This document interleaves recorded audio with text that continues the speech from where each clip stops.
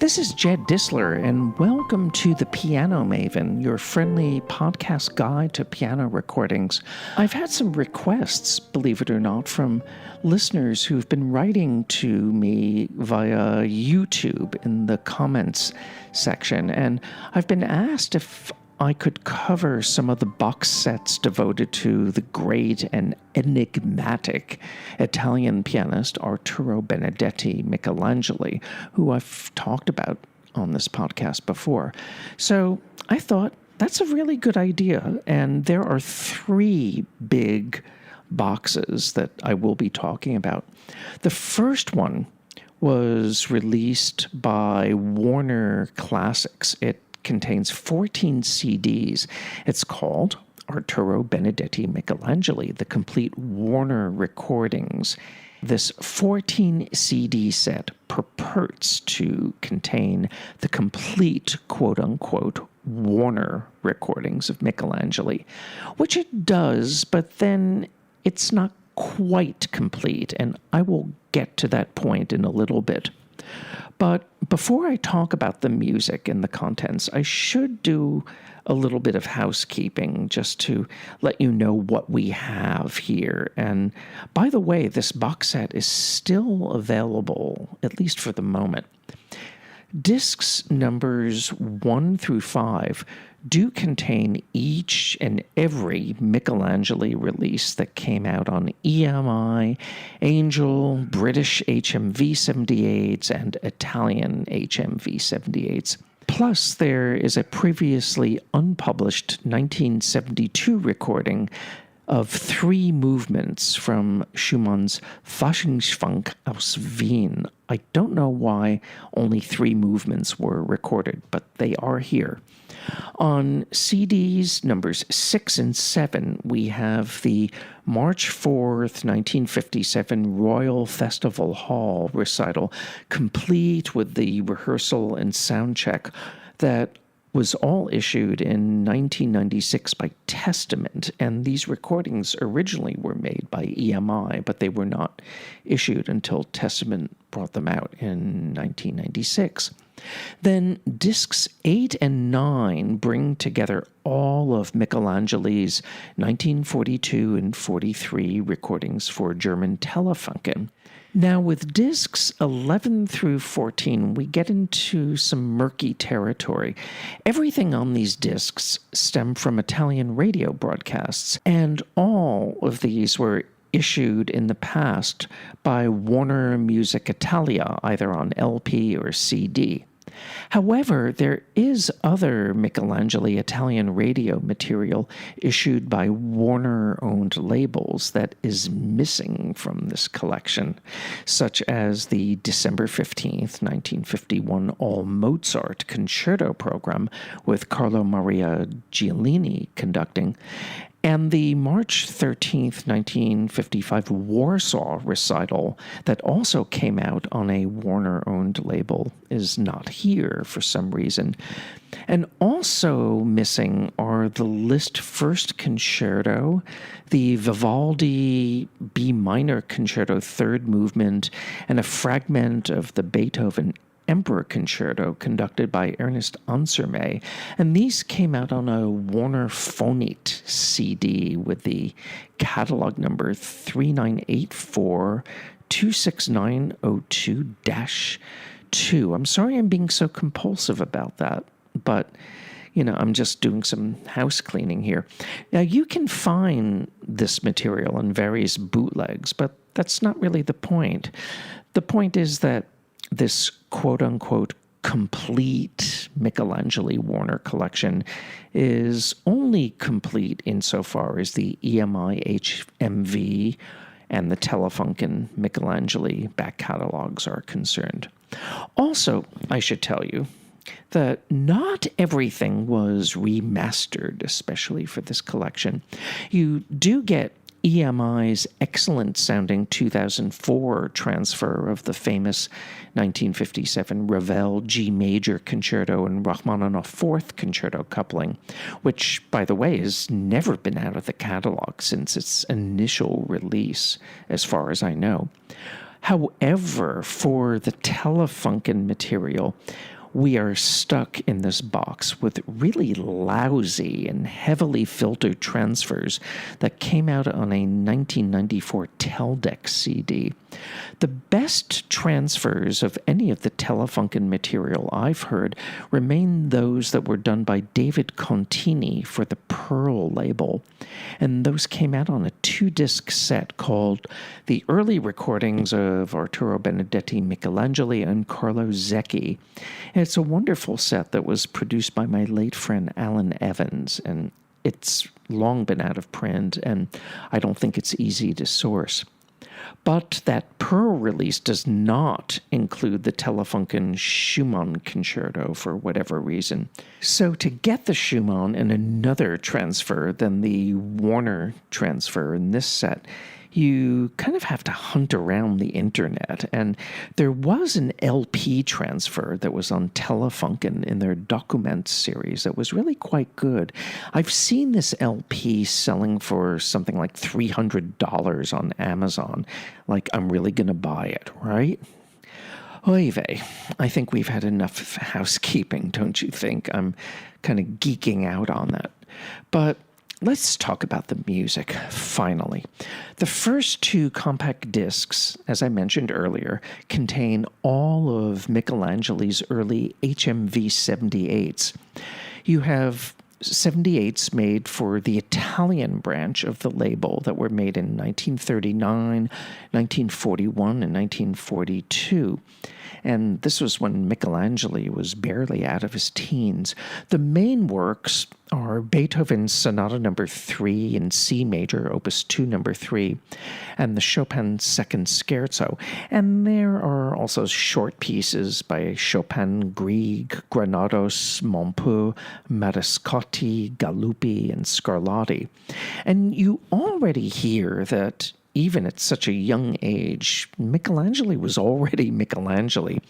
These recordings reveal a pianist who had extraordinary finesse and control, superhumanly even passage work, and also refined gradations of touch and tone that were already in place. Also, in these early recordings, you will notice Michelangeli's tendency toward fussy details and larger structures, and also his penchant for desynchronizing his hands, almost to the point of mannerism.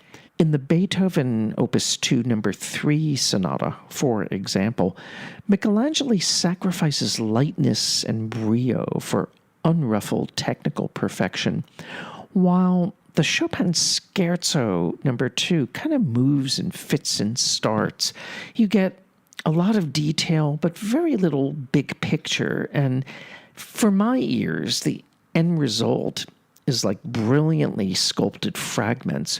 However, the Bach Busoni Chaconne that Michelangeli recorded for British HMV in 1948 not only coheres really seriously, but it's a model of the kind of austere ambience and precise tonal application for which Michelangeli was celebrated. Also, his Brahms Paganini variations basically raised the bar technically for this piece among pianists. However, as some of you piano mavens already know, Michelangeli devises his own ordering of the variations. He doesn't play it the way Brahms set it out in the score. Michelangeli does not play books 1 or 2 straight through as normal people do. Actually, if you can play the Paganini variations, you're not normal by definition. You're superhuman. But this is what Michelangeli does. He plays Book 1's theme, and then he plays variations 1 through 8. He skips number 9, and then he plays variations 10, 11, and 12. Then he jumps ahead to Book 2. He doesn't reinstate the theme. But in Book 2, he plays variations 1, 2, 5, 6, 7, and 8. And then again, he drops number 9. I think he had a superstition about the number 9. Who knows? Anyway, from number 8 in Book 2, he goes to numbers 10, 11, and 12 in Book 2. And then he backpedals to play Book Two's Variations 3 and 4. And then he goes back to Book One to play the 13th variation and an abridged 4th variation. And by the way, Yuja Wang recorded Michelangeli's ordering of variations, but without making any cuts or omissions. You know, it's interesting that when Michelangelo brought back the Paganini variations into his repertoire for his recital in Bregenz in 1988, that has been on disc, he actually played them straight in Brahms' order. But by then, Michelangelo was way past his best, but that's another discussion. CD number 3 is devoted to Mozart concertos. There are 3 Mozart concertos. Number 15 in B-flat, Kerschel 450, which was recorded in 1951 and issued the following year. Concertos number 14 in C major, Kerschel 415, and Concerto number 23 in A major, Kerschel 488, were recorded in Naples in 1953, but they were only issued officially by EMI in 1985. And in all of these performances, I think Michelangelo's elegance and his refinements of touch and tone stand in great contrast with the rather substandard orchestral playing that you hear on this disc. The 4th and 5th CDs, as I said before, give us the March 4th Royal Festival Hall recital, and this is Michelangelo on prime form throughout the Schumann Carnival and the Faschingsschwank aus Wien. And he also plays 4 of the 6 Debussy Images. He plays the Chopin F minor Fantasy and the G minor Ballade. Technically, the Chopin selections are really brilliant, although he does tend to sectionalize and fragment the music. He plays the Canción of Mon Pou as an encore, and that's very, very beautiful. And then his other encore is this really charmless performance of a Chopin waltz in E-flat. That's the posthumously published waltz, not the better-known Opus 18 waltz. And then there is 33 minutes worth of rehearsal and sound checking, and this allows us to eavesdrop on how Michelangelo goes over phrases over and over again, or how he makes sure that the action and the tuning are regulated to perfection.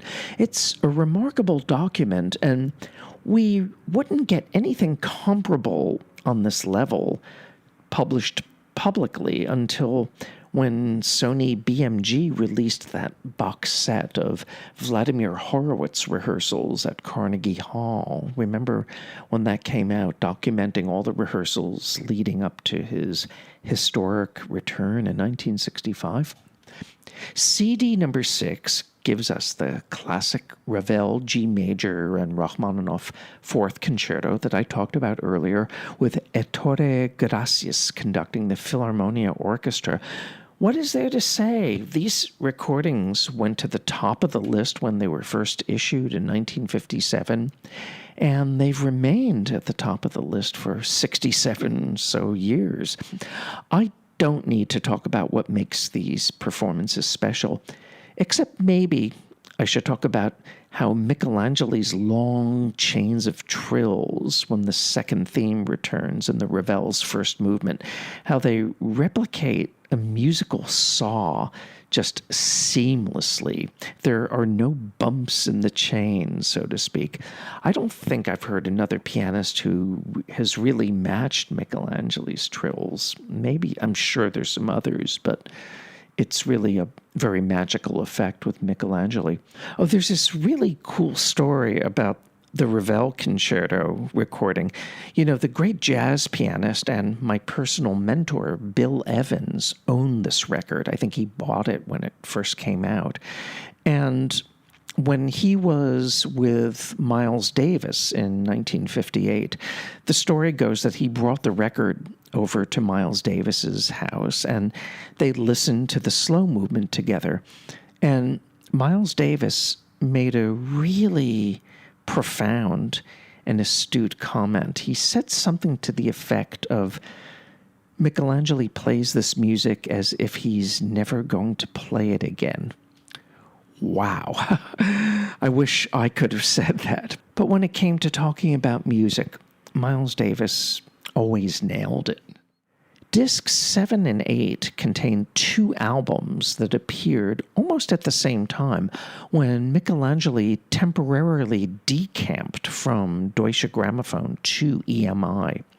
He recorded 2 Haydn concertos, the D major and the G major, with Edmund de Stoutz conducting the Zurich Chamber Orchestra. Most pundits thought that these performances were ice cold and totally charmless, and I understand that point of view, although purely in terms of workmanship and polish, I can appreciate Michelangeli's contributions. It's kind of an abstract perfection that one has to take on its own terms, but are these my favorite Haydn piano concerto recordings? Not on your life. And I have spoken before about the Schumann Carnival. This is the most contrived, hyper-detailed, fussy, charmless, emotionally aloof, and seemingly interminable Schumann Carnival in the history of recordings. It's from 1975, and I cannot get through 3 or 4 movements of this recording without starting to tear my hair out. And if you think this carnival is bad, you haven't reckoned with the 3 unreleased movements from the Faschischwank aus Wien, recorded in 1972. Gosh, this playing is also charmless and totally dead on arrival. CD 9 has the 1942 Schumann and Grieg concertos with Alceo Galliera conducting the La Scala Orchestra. These originally were released on Telefunken on 78s. The transfers here are not really the best that you can get, but still, this is the young Michelangeli, totally poised, precise, and polished. I guess the 3 Ps. CD number 10 has the Telefunken solo sides, all from 1942 and 1943, and I talked about the transfers earlier. Again, this is pianism with ravishing tonal refinement that's best displayed, I think, in the slow movement of Bach's Italian concerto. The outer movements are less interesting by comparison.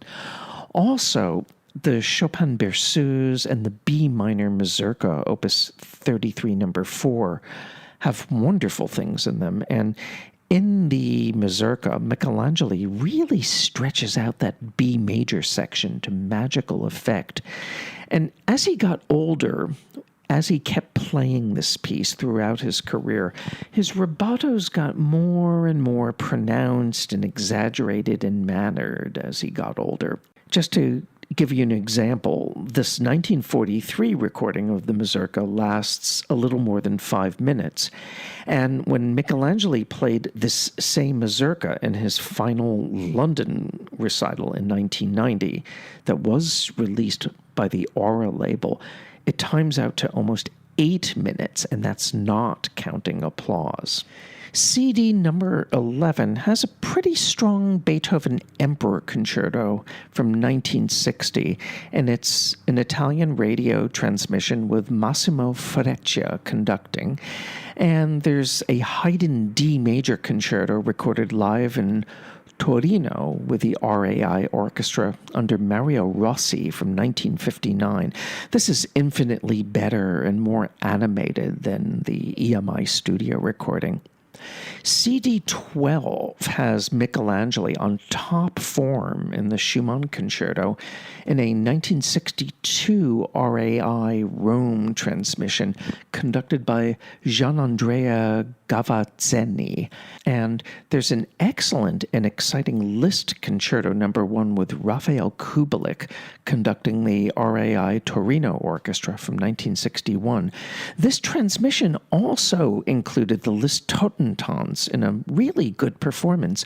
But why wasn't the Totentanz included in this box set? Very strange. The final 2 CDs, numbers 13 and 14 are soundtracks that stem mostly, but not exclusively, from Italian television broadcasts that you can find on DVD, but they did come out on various Warner-owned labels in audio format in the past. And what we have here is all top-flight Michelangeli and familiar repertoire, the Debussy Images Books 1 and 2, and the Children's Corner Suite, plus 2 preludes from Book 2. I prefer the Deutsche Grammophon recordings of the Images and Children's Corner for sonic reasons, but it's still good to have these performances. And like I said earlier, this Debussy recital from Turin in 1963 is actually the soundtrack to a televised studio concert that you can find on DVD. Also from Turin in 1963, we have the Chopin Fantasy, plus 3 waltzes and 3 mazurkas. And then from Treviso in 1963, we have the Scherzo No. 2 and the First Ballade. And these are typically fussed over and sectionalized interpretations and the bigger pieces, as you would expect from Michelangeli. I do prefer the second scherzo in Michelangeli's early 1970s studio Deutsche Grammophon recording, which is similarly contrived, but it has a demonic deliberation about it that I think is much more convincing, and I think it's even more convincing than the version on Italian HMV 78s that I talked about earlier. So, on the whole, the Warner Classics Michelangeli edition has a lot going for it, even though one can regret the omission of certain broadcast items that logically should have been here, and also the fact that not everything has been ideally remastered. This is Jed Disler, and you've been listening to The Piano Maven, your friendly podcast guide to piano recordings. And I hope that this talk about the Michelangeli Warner edition has been of some use. And if I got a little too geeky with details, kind of sounding like how the late, great Phil Schaap sounded when he would talk about catalog numbers and take numbers, when he talked about Charlie Parker recordings. I guess you can forgive my obsessive discographical rant in this talk, but I usually don't get into those kind of details. But with this Michelangeli box, you really had to get into chapter and verse, I suppose. Anyway, it is still available, and if you're interested, you know where to go for it. I look forward to you and I being together for the next episode of The Piano Maven. Take good care.